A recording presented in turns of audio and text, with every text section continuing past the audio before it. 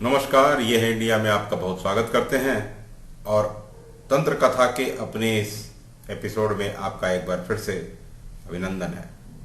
यहां मैं जिस घटना के बारे में आपको बताने का प्रयास कर रहा हूं उस पर शायद आप विश्वास न करें, क्योंकि आज के समय इन बातों पर विश्वास करना वैसे भी बहुत कठिन दिखाई देता है।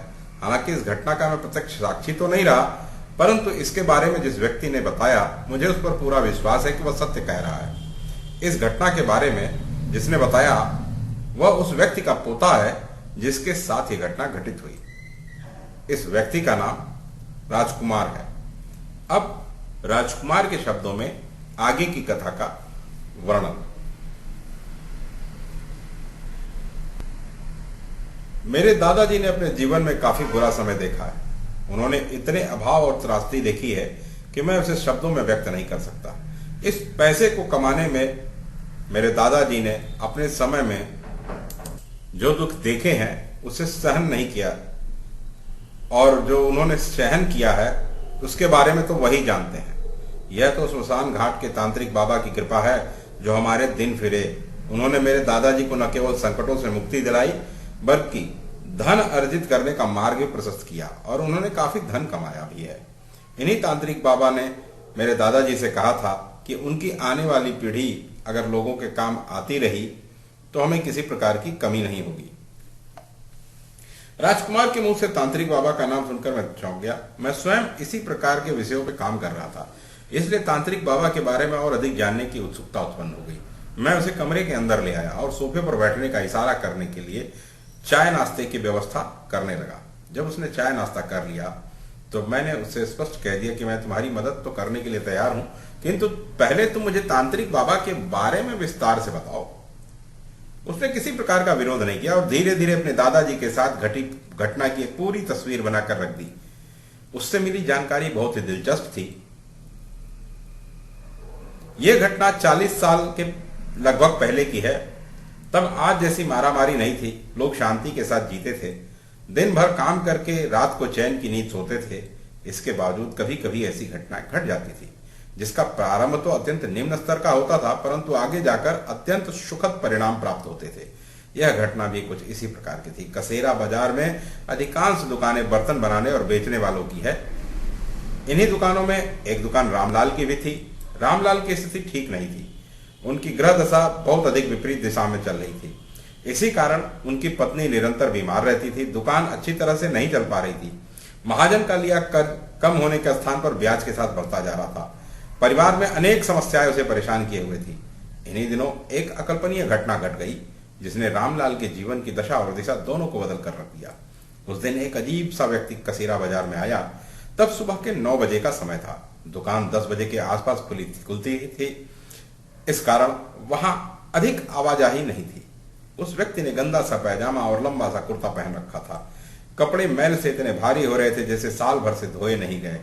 सिर के बाल लंबे चीकट आपस में गुथे हुए थे। ऐसा लगता था कि उस व्यक्ति को नहाए हुए महीनों हो गए हैं। दाढ़ी भी काफी बड़ी थी और चीकट से भरी हुई लग रही थी। चेहरे पर काफी मोटी मैल की परतें दिखाई पड़ रही थी। पांव में जूते चप्पल कुछ नहीं थे। मैल की हालत वहां पर भी वैसे ही थी। उसके हाथ में मानव का कपाल जैसा खोपड़ा था। उसमें काफी सारी सब्जी भरी पड़ी थी और पता नहीं उस कपाल में पड़ी सब्जी वो कहां से लेकर आया था। और गली के बीच में आकर रुका और जोर से चीख कर बोला, किसी के घर में 2-4 रोटियां बची हो तो नीचे फेंक दे। बोलने के बाद वो ऊपर देखने लगा। तभी सामने वाले मकान की दूसरी मंजिल की खिड़की खुली। एक महिला ने 3-4 रोटियां नीचे फेंक दी। उस गंदे से व्यक्ति ने सड़क पर पड़ी रोटियां उठाई और कपाल के बने कटोरे में डालकर दाएं हाथ से तोड़कर सब्जी के साथ मिलाने लगा, और वो फिर आराम से रामलाल की दुकान के आगे निकले छोटे से चबूतरे पर बैठ गया और कपाल में पड़े खाने को खाने लगा। खाना खाने का उसका तरीका बड़ा ही अजीब था। वह बाएं हाथ में कपाल को पकड़े हुए था और दाएं हाथ की से मुट्ठी भर रोटी सब्जी मुंह में डाल लेता था। इस प्रयास में काफी सारा खाना हाथ से नीचे निकलकर गिर रहा था। उसमें से कुछ उसकी दाढ़ी के बालों में अटक रहा था, कुछ चबूतरे पर गिर रहा था। काफी सारी मक्खियां उस व्यक्ति पर और कपाल पर लगे खाने पर मंडराने लगी। इसकी तरफ उसने कोई ध्यान नहीं दिया और न ही उनको उड़ाने का प्रयास किया। वह अपनी मौज में धीरे धीरे खाता रहा।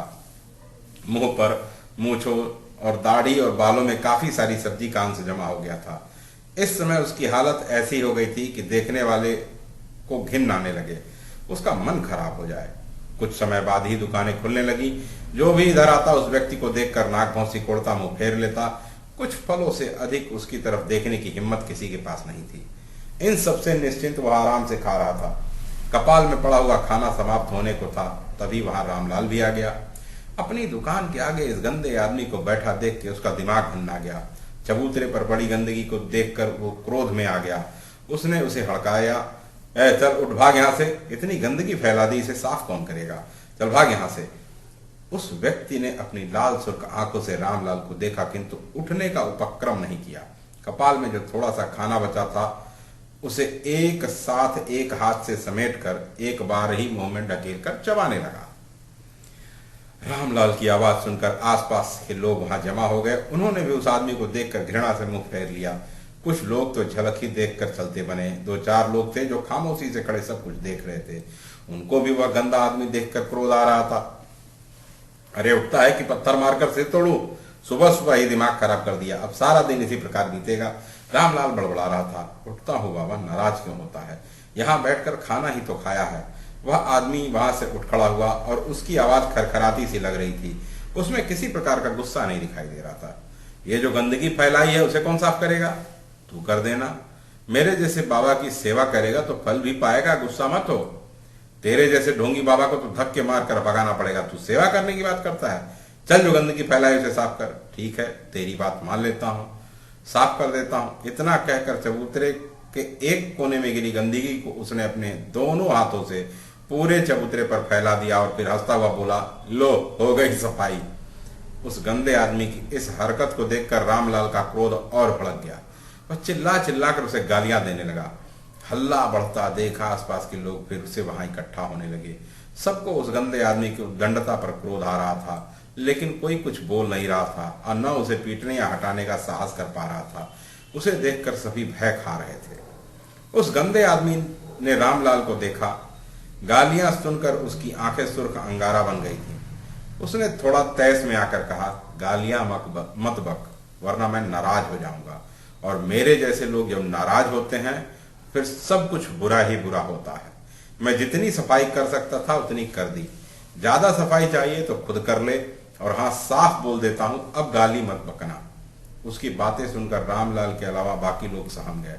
रामलाल का क्रोध तो बढ़ रहा था। उसने चिल्लाकर कहा, तो गाली की बात करता है, आगे कभी यहां दिखा तो तेरी टांगे तोड़ दूंगा, चल भाग यहां से। उस आदमी का भी गुस्सा भड़क गया। वो कुछ तेज आवाज में बोला, जाता हूं, अब मैं यहां नहीं आऊंगा, बल्कि तू मेरे पास आएगा। जो लोग गंदगी से इतनी नफरत करते हैं, यह गंदगी ही उनका भाग्य बन जाती है। और जो तूने गालियां बकी है, तेरे को उसकी कीमत तो चुकानी ही पड़ेगी, याद रखना, जाता हूं अब। इतना कहकर वो मस्त चाल से धीरे धीरे चलता हुआ चला गया। बाद में रामलाल ने अपने नौकर से कहकर 2 बाल्टी पानी डलवाकर चबूतरे को अच्छी प्रकार से साफ कराया। फिर दुकान खोलकर अंदर गया। 2 बत्ती करने के बाद वह दुकान लगाने लगा। फिर अपनी गद्दी पर बैठ गया। वह सोच रहा था कि पहले से ही इतनी अधिक परेशानियां घेरे हुए हैं, ठीक प्रकार से दिन निकालना भी भारी पड़ रहा है। काम धंधा चौपट हो रहा था, न घर में चैन था न बाहर। आज सुबह ही घर में उसकी पत्नी की तबीयत अचानक खराब हो गई थी। वैद्य जी को बुलाकर दवा दिलानी पड़ी, इसलिए जब घर से चला तभी से उसका दिमाग खराब हो रहा था। यहां आकर इस गंदे आदमी ने दिमाग को और अधिक खराब कर दिया। इसी कारण आवश्यकता से अधिक कहीं वो आवेश में आ गया और उसे गालियां बक दी। वह महसूस कर रहा था कि उसे गालियां नहीं बकनी चाहिए थी। इस घटना को 2 घंटे बीत गए। बाजार में ग्राहकों की चहल पहल चालू हो गई, किंतु उसकी दुकान की तरफ कोई ग्राहक नहीं आ रहा था। उसके आगे से निकलने पर ग्राहक उस तरफ देख भी नहीं रहे थे। इसके अलावा एक बात और उसने महसूस की कि उसे किसी मरे हुए जानवर के शरीर से उड़ती सड़ांध जैसी गंध का एहसास हो रहा था। पहले इस तरफ उसने ध्यान नहीं दिया, लेकिन गंध अब साफ महसूस की जा सकती थी। उसके नौकर को भी बदबू महसूस हो रही थी। रामलाल ने अपने नौकर गोपी से कहा, लगता है देखो कहीं चूहा मर गया है, ध्यान से देखो दुकान के अंदर तो नहीं मरा। गोपी ने दुकान को ठीक प्रकार से देखा, वहां कोई चूहा नहीं मरा था, फिर भी बदबू आ रही थी। उसकी दुकान के दोनों तरफ भी लोगों ने बदबू का अनुभव किया, किंतु ये कहां से आ रही थी इस प्रकार इसका पता नहीं चल पा रहा था। इसी प्रकार दिन बीत गया। रामलाल की दुकान पर एक भी ग्राहक नहीं आया। कुछ आए तो एक पल रुकते ही आगे निकल जाते थे। शायद वे इस गंध के कारण ही वहां नहीं रुक पा रहे थे। काफी समय के बाद आज पहला दिन था जब रामलाल के गले में एक भी पैसा नहीं आया। सारा दिन बदबू के कारण दिमाग फटता रहा। उसने गोपी से कह दिया कि कल थोड़ा जल्दी आ जाए और दुकान की अच्छी तरह से सफाई कर दे। गोपी ने सहमति से सिर हिलाया और चला गया। रामलाल भी भारी कदमों से घर की ओर चल पड़ा। उसे चिंता हो रही थी कि अब पत्नी का स्वास्थ्य कैसा होगा। वह इस समय चारों तरफ निराश और परेशान दिखाई पड़ रहा था। पत्नी की तबीयत तो खराब ही रहती थी। उसकी जवान लड़की कमला के ऊपर भी ऊपरी बाधा से ग्रस्त थी। उसे देखकर लगता था किसी ने उसे किसी प्रकार की तांत्रिक क्रिया करवा दी है। बेटे विष्णु की नौकरी नहीं लग पा रही थी। उसका स्वयं का काम धंधा ठीक से नहीं चल पा रहा था। क्या करे क्या ना करे। वह इन सब से हटकर महाजन का कर्ज नहीं उतार पा रहा था। ब्याज बढ़ता जा रहा था। महाजन अपने मूल और ब्याज दोनों को देने के लिए उसे तगादा पे तगादा किया जा रहा था। उसे इन परेशानियों से बचने का कोई रास्ता नहीं दिखाई पड़ रहा था। घर पहुंचा तो देखा पत्नी का स्वास्थ्य कुछ अच्छा था। उसने राहत की सांस ली। दूसरे दिन जब वह दुकान पर आया तो फिर गंदगी फैली हुई थी। इस समय उसे वह गंदा आदमी तो नजर नहीं आया, किंतु कल से अधिक गंदगी जरूर दिखाई दे रही थी। उसने सबसे पता करने की कोशिश की कि यह गंदगी उसी कल वाले आदमी ने तो नहीं की, परंतु किसी ने भी उस आदमी को वहां नहीं देखा। फिर किसने किया? वह सब सोच में पड़ गए। वह एक तरफ खड़ा होकर गोपी का इंतजार करने लगा। वह आया तो पानी से गंदगी साफ कराया, फिर निर्देश दिया कि दुकान को अंदर से अच्छी तरह से सफाई कर दे और देखे कहीं चूहा तो मरा नहीं हुआ है। गोपी ने ठीक प्रकार से सफाई कर दी। कहीं कोई मरा हुआ अथवा जिंदा चूहा तो दिखाई नहीं दिया, लेकिन बदबू लगातार आ रही थी। आज कल से अधिक बदबू आ रही थी। यह गंध इतनी असहनीय और तीखी थी कि रामलाल के लिए अंदर बैठ पाना संभव नहीं था, इसलिए वह बाहर ही आकर खड़ा रहा। गोपी सफाई करके बाहर आ गया। उसकी भी हालत खराब थी। रामलाल समझ नहीं पा रहा था कि वह करे क्या ना करे। दुकान के अंदर बैठ नहीं सकता था। इस गंध के रहते कोई ग्राहक आएगा, इस बारे में विचार भी नहीं करना चाहिए था। वह बाहर ही खड़ा रहा। सोच रहा था कि ऐसे तो अच्छा था कि दुकान को ताला लगाकर घर चला जाए, लेकिन जो कुछ किस्मत में था उसे तो भोगना ही था। तभी आसपास के दुकानदार वहां इकट्ठा हो गए। सब इस गंध की चर्चा कर रहे थे। रामलाल के दाएं और बाएं तरफ वाली दुकानें भी इस तीखी गंध से प्रभावित हो रही थीं। वो लोग भी इस दुर्गंध के स्रोत का पता नहीं लगा पा रहे थे। कुछ लोग दबी जुबान से कह रहे थे कि यह सब किया धरा उस व्यक्ति का है जिसे कल रामलाल ने फटकार कर भगा दिया था। दरअसल वह एक तांत्रिक था जो तंत्र विद्या में पारंगत था। तंत्र के माध्यम से कुछ भी कर सकता था। रामलाल ने बेवजह उससे झगड़ा करके परेशानी मोल ली है। हालांकि वहां ऐसे लोग कम थे जो तांत्रिकों पर विश्वास करते थे, किंतु ऐसे लोग अधिक थे जिनका इस प्रकार की बातों पर बहुत अधिक विश्वास था। ऐसे लोग अपने अनुमान व्यक्त कर रहे थे कि इस समस्या का समाधान वही व्यक्ति कर सकता था, किंतु लाख रुपए का सवाल यह था कि वह अब कहां था। इस बारे में पूरे बाजार में चर्चा छिड़ गई। ऐसी एक घटना जिसमें सभी की दिलचस्पी दिखाई दे रही थी। इससे उठने वाली दुर्गंध के कारण चर्चा अधिक हो रही थी। लोग दबी जुबान में बातें कर रहे थे कि तांत्रिक अवश्य काफी ताकत वाला था। वही अपनी ताकत से दूर बैठे यह सब कर रहा था। सारा दिन इसी प्रकार व्यतीत हो गया। रामलाल दिन भर बाहर ही खड़ा रहा। भीतर जाने का तो प्रश्न ही नहीं उठता। अगले दिन रामलाल दुकान पर आया तो फिर पहले जैसी स्थिति दिखाई दे रही थी। चबूतरे पर गंदगी बिखरी पड़ी थी। बदबू इतनी तेज थी कि दुकान के आगे से निकलते ही इस गंध का भभका सा नाक से टकरा जाता। आज इतनी स्थिति खराब थी कि दुकान को खोलने की हिम्मत नहीं हो रही थी। बाजार के सारे दुकानदार एक जगह इकट्ठा होकर इस हल को तलाशने की कोशिश कर रहे थे।